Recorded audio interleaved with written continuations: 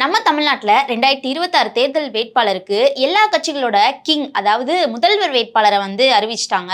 ஆனா கிங் மேக்கரை வந்து யாருமே வந்து சொல்லல. அதாவது கிங் வந்து அந்த கட்சியோட கிங்கா அதாவது முதல்வர் வேட்பாளரை அறிவிச்சதுக்கு அப்புறமும் இந்த சின்ன சின்ன கட்சிகள் வந்து கிங் மேக்கரா வந்து எப்பயுமே நம்மளோட தமிழ்நாட்டோட தேர்தல்ல கிங் மேக்கரா செயல்படுவாங்க.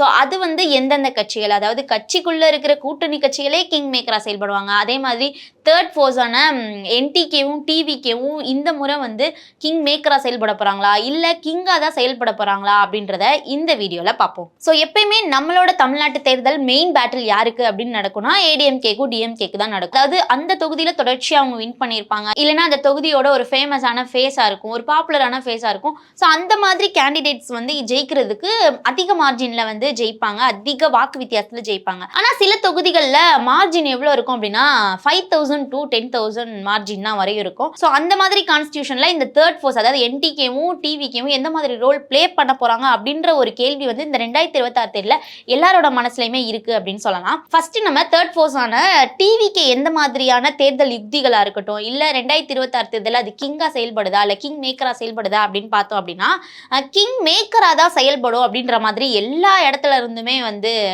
கருத்துக்கள் வருது. ஏன் அப்படின்னா டிவிகே பொறுத்தவரையும் ஃபர்ஸ்ட் டைம் வந்து அசம்பிளில நிக்கிறாங்க. ஸோ சட்டமன்ற தேர்தலில் ஃபர்ஸ்ட் டைமா வந்து அவங்க வந்து தேர்தலில் நிற்கிறாங்க. அதே மாதிரி அவங்களுக்கு எந்த மாதிரியான வாக்குகள்லாம் வந்து விழுகும் அப்படின்னா யூத் ஓட்டர்ஸ், அதே மாதிரி ஃபர்ஸ்ட் டைம் ஓட்டர்ஸ், அதே மாதிரி அர்பன் மிடில் கிளாஸ்ல உள்ள ஓட்டர்ஸ்லாம் வந்து சோஷியல் மீடியால இன்ஃப்ளூயன்ஸ் ஆகி ஓட்டு போறதுக்கு நிறைய சான்சஸ் இருக்கு அப்படின்னு சொல்றாங்க. ஸோ சில கான்ஸ்டியூஷன்ல அவங்களுக்கு 8 to 12% வரையும் வாக்குகள் போறதுக்கான சான்சஸ் அதிகமா இருக்கு, ஓட் ஷேரிங் நடக்கும் அப்படின்ற மாதிரி சொல்றாங்க. ஸோ ஒரு எக்ஸாம்பிள் பார்த்தோம் அப்படின்னா ஒரு 2 லட்சம் இருக்கிற ஒரு தொகுதியில ஒரு 10% வாக்குனாலே வந்து 25,000 வாக்கு வரை இருக்கும். ஸோ இந்த ஓட்ஸ் வந்து ஸ்பிளிட் ஆச்சு அப்படின்னா ரொம்பவே க்ளோஸ் கான்டெஸ்ட் ஸ்ட்ரீட்ஸ்ல வந்து ரிசல்ட் வந்து சேஞ்ச் ஆகும் அப்படின்னு சொல்றாங்க. ஸோ வந்து நம்ம வந்து முன்னாடி பார்த்தோம் அப்படின்னா இந்த கோவை தெற்கு தொகுதியிலலாம் வந்து வெறும் 900 ஓட்டு 1000 வாக்குகள் வித்தியாசத்துல தான் வந்து ஜெயிச்சிருக்காங்க. ஸோ இந்த மாதிரி இடத்துல இவங்களோட ஓட்ஸ் வந்து ஸ்பிளிட் ஆச்சு அப்படின்னா அவங்களோட வாக்கு சதவீதம் ரொம்ப கம்மியாகும். ஸோ எதிர்த்தரப்பினோட வாக்கு சதவீதம் அதிகரிக்கிறதுக்கான சான்சஸும் இருக்கு. அதே சமயத்துல இவங்களோட வாக்கு சதவீதத்தோட சேர்த்து அவங்களோட வாக்குகள் வாங்கணும் அப்படின்னா அங்க வின்னிங் மார்ஜினோட வின்னிங் ஸ்டேட்டஸே வந்து சேஞ்ச் ஆகிறதுக்கான நிறைய சான்சஸ் இருக்கு அப்படின்னு சொல்றாங்க. அதே மாதிரி டிவிகே ஓட்ஸ் மோஸ்ட்லி வந்து டிஎம்கே ஓட் பேங்க்ல இருந்து தான் வந்து ஸ்பிளிட் ஆகும் அப்படின்ற மாதிரி சொல்றாங்க. ஸோ அந்த மாதிரி நடந்துச்சு அப்படின்னா ஏடிஎம்கேக்கு கொஞ்சம் அட்வான்டேஜ் இருக்கு. ஸோ அதே மாதிரி இப்போ டிவிகேயோட தேர்ட் பஸ் பார்த்தோம். இப்போ என்டிகேவோட இம்பாக்ட் எப்படி இருக்கும் அப்படின்னா அவங்க கிங் மேக்கரா செயல்படுவாங்களா கிங்கா செயல்படுவாங்க அப்படின்னு பார்த்தா அவங்களோட முதல்வர் வேட்பாளர் எப்பயும் போல சீமான் அவர்கள் தான் முதல்வர் வேட்பாளர். ஸோ அவங்களுக்கும் ஒரு சில வாக்குகள் இருக்கு அப்படின்ற மாதிரி தான் சொல்றாங்க. அவங்களுக்கும் சேம் அந்த யூத் ஓட்ஸ், அதே மாதிரி ப்ரொட்டஸ்ட் நடக்கிற ஒரு உணர்ச்சி பூர்வமான அந்த வாக்காளர்கள் இருப்பாங்க. அதே மாதிரி ஆன்டி எஸ்டாப்ளிஷ்மெண்ட்ஸ் ஓட்டு, அதே மாதிரி கொள்கை சார்ந்த ஒரு கொள்கை பிடிப்புவாத வாக்காளர்கள் ரொம்ப வந்து உணர்ச்சி பூர்வமான இருக்க வாக்காளர்கள் வந்து மோஸ்ட்லி இவங்களுக்கு வந்து வாக்கு போடுவாங்க. அதே மாதிரி திராவிடத்தை எதிர்க்கிறவங்களுமே வந்து தமிழ் தேசிய கொள்கைகளை ஃபாலோ பண்றவங்களுமே வந்து இந்த என்டிகேக்கு வந்து ஓட்டு போடுவாங்க. ஸோ லாஸ்ட் தேர்தல் நம்ம பார்த்தோம் அப்படின்னா 6 to 8% வரை எல்லா தொகுதிகளையுமே வாங்கியிருந்தாங்க. ஸோ சில இடங்களில் வந்து இது டிஎம்கேக்கு டேமேஜ் ஆகுற மாதிரி தான் இருக்கு அப்படின்ற மாதிரியும் சில இடங்களில் வந்து ஏடிஎம்கேக்கு டேமேஜ் ஆகுற மாதிரியும் இருக்கு. ஸோ அதனால சீமான் அவர்களோட தலைமையில் இந்த என்டிகே கட்சி எல்லா தேர்தல்களுமே ஒரு கிங் மேக்கரா தான் செயல்படுது அப்படின்னு சொல்லலாம். ஏன்னா வாக்குகளை ஸ்பிளிட் பண்றதுமே ஒரு திறமை வேணும் அப்படின்னு சொல்லுவாங்க. ஸோ அந்த ஒரு கெப்பாசிட்டி வந்து என்டிகே கட்சிக்கு இருக்கு அப்படின்ற மாதிரி எல்லாரோட பார்வையிலுமே பார்க்க முடியுது அப்படின்னு பார்க்கலாம். ஸோ அதுக்கப்புறம் இப்போ இந்த ரெண்டு கட்சி அதாவது டிவிகேவா இருக்கட்டும் என்டிகேவா இருக்கட்டும் ரெண்டு கட்சியுமே தேர்ட் ஃபோர்ஸ் ஆன கட்சின்னு சொல்லலாம். ஸோ இன்னொரு கிங் மேக்கரா செயல்பட்டு இருக்கிறது யார் அப்படின்னா கூட்டணி கட்சிகளே வந்து ஒரு கிங் மேக்கரா செயல்படும் அப்படின்ற மாதிரி நம்ம வந்து பார்க்க முடியுது. ஏன்னா வந்து காங்கிரஸ் வந்து இப்போ தேசிய கட்சியாக இருந்தாலுமே வந்து அவங்களுக்கு சரிவர வாக்குகள் இப்போ கம்மியா தான் இருக்கு. ஸோ டிஎம்கேவோட மெயின் கிங் மேக்கர் யார் அப்படின்னா விசிகாவும் கம்யூனிஸ்டோட 2 பார்ட்டி அப்படின்னு சொல்லலாம். இன்னும் சில கட்சிகளுமே நம்ம சொல்லலாம். அதாவது முஸ்லீம் லீக் கட்சியா இருக்கட்டும், அதே மாதிரி தேமுதிக இப்போ 2026 தேர்தலில் திமுக கூட கூட்டணி வச்சோம்னா அதுவுமே ஒரு கிங் மேக்கரா தான் செயல்பட போகுது அப்படின்ற மாதிரி பார்க்க முடியுது. ஏன்னா அந்த அவங்களுடைய வாக்குகளும் சரி விஜயகாந்த் அவர்களுடைய செல்வாக்குக்கு தனித்துவமான ஒரு தனி வாக்கு பட்டாளமே இருக்கும் அப்படின்ற மாதிரி சொல்லலாம். ரசிகர்கள் வாக்கா இருக்கட்டும் தொண்டர்கள் இருக்கட்டும் அவங்களுக்குமே அந்த வாக்குகள் எல்லாமே இப்போ டிஎம்கேக்கு போறது ஒரு அட்வான்டேஜா தான் பார்க்கப்படுது.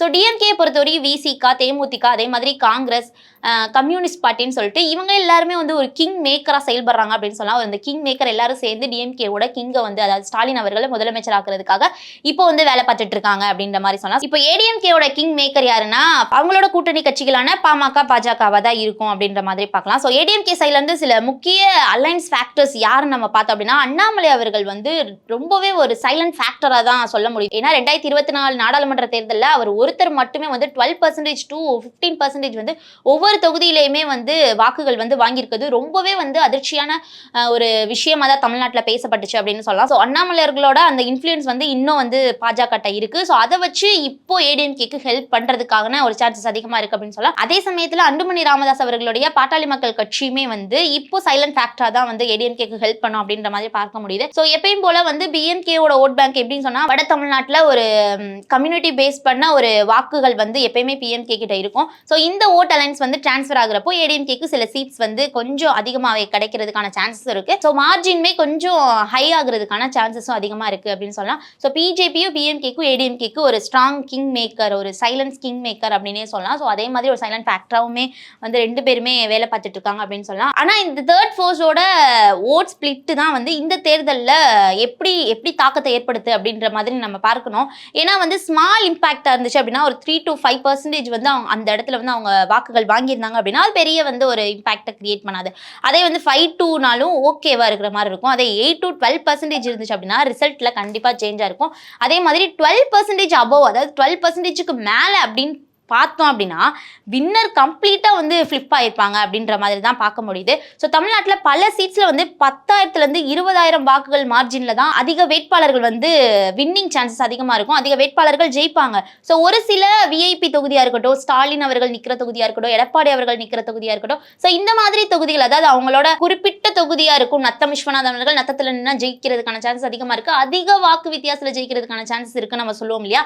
ஸோ அந்த மாதிரி ஒரு குறிப்பிட்ட விஐபி தொகுதிகளை மட்டும்தான் 50,000 60,000 1 லட்சம் வாக்குகள் வித்தியாசத்துல எல்லாம் வந்து ஜெயிச்சிருக்கதற்கான நம்ம வந்து ஓட் பேங்கை நம்ம பார்க்க முடியுது. ஆனா எல்லா தொகுதிகளுமே 10,000 15,000 இல்ல அப்படின்னா 5,000 10,000 1000 5,000 தொகுதிகள்லாம் வாக்கு வித்தியாசத்துல ஜெயிச்ச வேட்பாளர்கள்லாம் இருக்காங்க. ஸோ அதனால இந்த 10% ஓட்டு ஸ்பிளிட் ஆனாலே வந்து வின்னர் மாறதுக்கான சான்சஸ் அதிகமா இருக்கு அப்படின்னு சொல்லலாம்.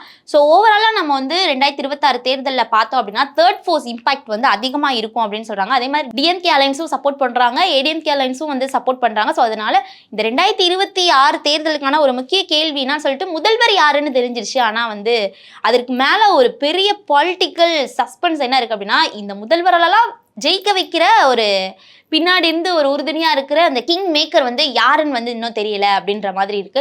ஏன்னா ஒவ்வொரு கட்சி கிங் மேக்கரும் அவங்களுக்காக எஃபெக்டை வந்து ஃபுல்லா வந்து கொடுத்துட்டு தான் இருக்காங்க. ஸோ அவங்களோட எஃபர்ட்ஸ் வந்து போட்டுட்டு தான் இருக்காங்க. ஸோ எந்த கிங் மேக்கர் வந்து கிங் உருவாக்க போறாரு அப்படின்றத மறக்காம கமெண்ட்ஸ்ல சொல்லுங்க.